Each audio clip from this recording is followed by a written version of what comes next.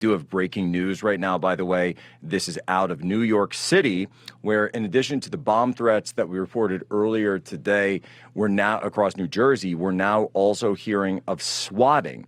So swatting attempts have been made and swatting incidents made at polling sites in New York, multiple sites, including Harlem, Greenwich Village, and Midtown East. And supposedly this was sent to the Board of Elections, an email that was sent in exactly. I'm not entirely sure what is going on. It was deemed not credible by the NYPD, similar to how 7 polling locations were hit by these bomb threats that were also deemed non-credible.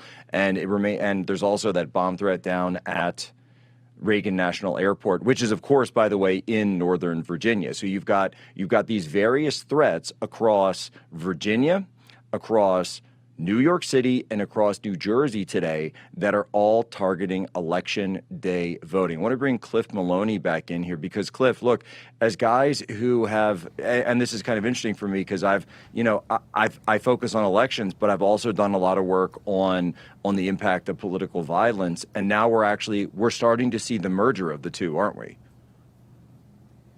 Yeah, and I think a lot of people are searching right now to figure out, okay, who's doing this and what is their motivation? Regardless, Jack, what does this tell us? This is why we have to bank our votes, right? This is why we all have PTSD from Arizona having the ballots that were printed too short or printed too long.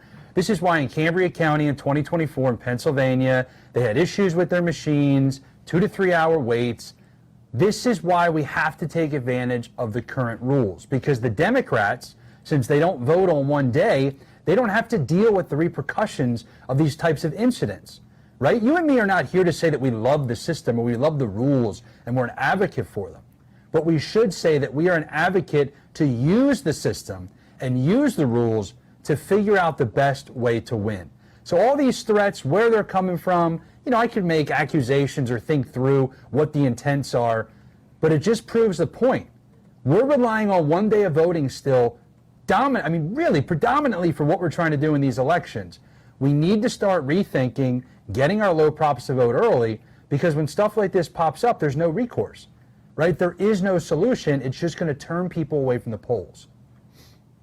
No, it's going to turn people away. And we all remember Maricopa County not having the paper. I was here. I'm right here in Maricopa County right now. I was here on Election Day in 2022 when that happened. And I remember talking to Charlie about this and then going to Tyler. Of course, he was the Maricopa County chairman years back. And I said, guys, what is this business about? You got to handwrite your ballot and stick it into door C. Like I'm a Pennsylvania guy. I never heard anything about door C when you handwrite your ballot. I mean, that just and we remember what happened. It turned a lot of people away from the polling places, and we'll never really know whether or not it would have been the margin of victory for Kari Lake when she was running for governor in a very tight race like that. And this is what happens. This is what happens, the chicanery, the political trickery that goes in, the dirty tricks that happen when this comes up when elections are tight. It always comes up when elections are tight. 2024 wasn't tight, a blowout for Republicans, and that's why you didn't see, remember the pipes breaking in Georgia in 2020, by the way, et cetera. I could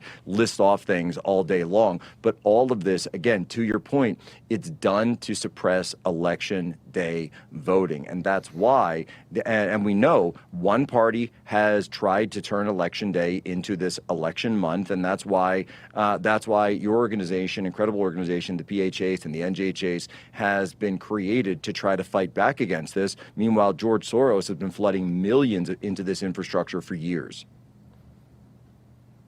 Yeah, and I'm actually pretty fascinated to see just how much money, after some of the USAID cuts, that we're going to so many of these left-wing nonprofits, 501c3s, 501c4s. But here's the good news, Jack. Win or lose tonight, I feel like we are at a breaking point that started in 2024 with Republicans learning what it is that they need to do to win. And I'm not saying we're going to beat the Democrats when it comes to mail-in ballots anytime soon, but we're competing. That's what's making Jack Ciattarelli a potential governor. It's what's making some of these other House races in Virginia that we're targeting potentials for wins. And it's why Pennsylvania will become the red wall leading up to 2028. We've learned to play by the rules, to fight fire with fire, to compete against the Democrats using their own tactics, right? Remember, this is not our playbook. This is simply taking the Biden 2020 playbook of going out there and chasing ballots, harvesting them where it's legal. And so I think we're really hitting a peak moment where now we've got kind of all of the states, even non-swing states, understanding if we fight fire with fire, if we compete with them, we cannot do it just on election day. We have to look at every form of voting and figure out how to be competitive. And we're so close to hitting that threshold.